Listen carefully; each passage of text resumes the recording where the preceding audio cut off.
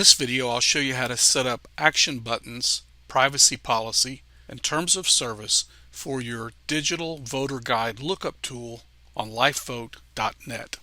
First, let's look at our client, West Virginians for Life. West Virginians for Life has its own privacy policy, so they don't need to invent a new one on LifeVote.net. But they don't have a terms of service policy, so we'll use a base model on LifeVote.net, and they could tweak it if they want to, but you don't really have to tweak it much beyond just putting a name, address, and phone number on it.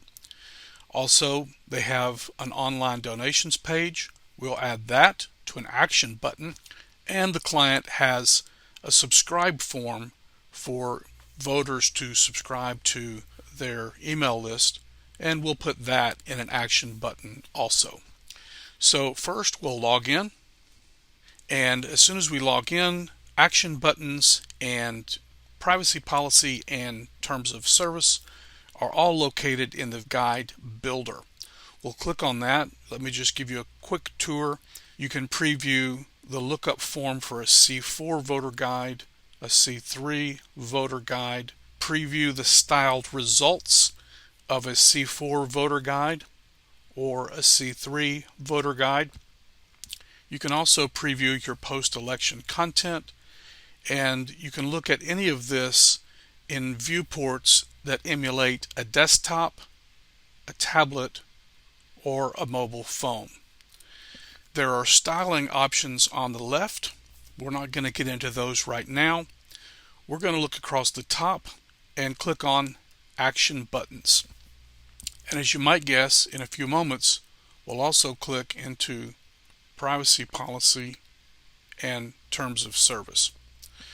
You'll notice that I've already saved West Virginians for Life, the client name, attention legal department, the address, email, and phone number into Terms of Service, and I've checkmarked to show the LifeVote.net base Terms of Service recommended.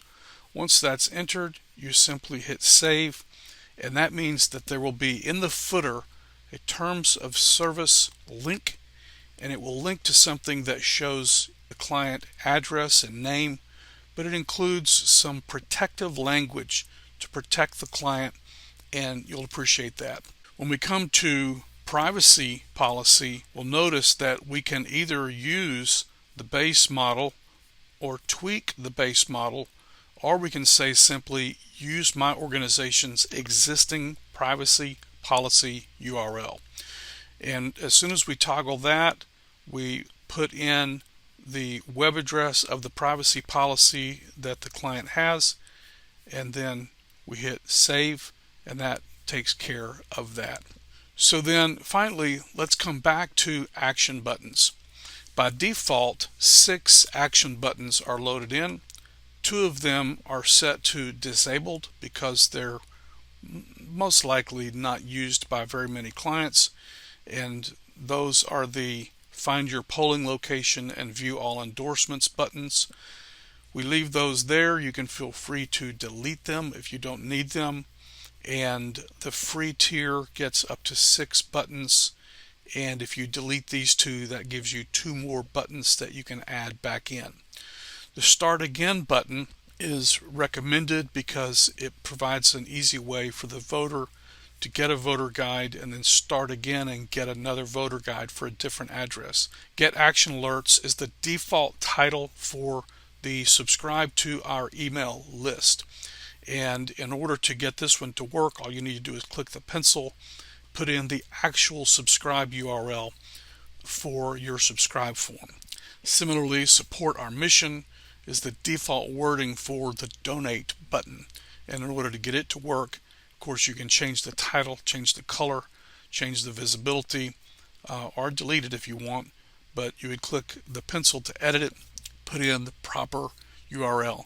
Finally, the Print This Guide button is a special kind of button that makes it easy for the voter to print the tailored voter guide that they looked up onto paper in case they want to. So first, let's click Edit on Support Our Mission, and let's change the title to Learn more, give help. It's a button type of link. We'll leave that alone. We do need to put in our web address, and so I'll paste in wvforlife.org/ and I do know that the part after the slash is donate, so that's good. You'll notice here that you can change. These are customizable colors that you can edit in the visual builder that we were in a few moments ago. The color names like primary, secondary, link, accent, those are named colors that you can change over in the visual builder. But for now we'll leave it on primary as opposed to secondary or other color. And there are some options. The button is active. Typically the buttons are not included in the print version of the voter guide. We do want to show it on the public display of the voter guide results, the tailored voter guide that the voter gets. And we also want to show this button on post-election content.